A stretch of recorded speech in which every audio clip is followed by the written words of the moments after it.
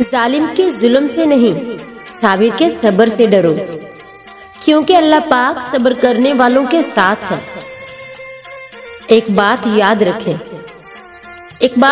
रखें, अपने ज़हनी सुकून के लिए कुछ लोगों को नजरअंदाज करना कमजोरी नहीं, अक्लमंदी है। कितनी दूर निकल गए रिश्ते निभाते निभाते, कितनी दूर निकल गए रिश्ते निभाते निभाते, खुद को खो दिया अपनों को पाते पाते। लोग कहते हैं हम मुस्कुराते बहुत हैं, लोग कहते हैं हम मुस्कुराते बहुत हैं, और हम थक गए दर्द छुपाते छुपाते।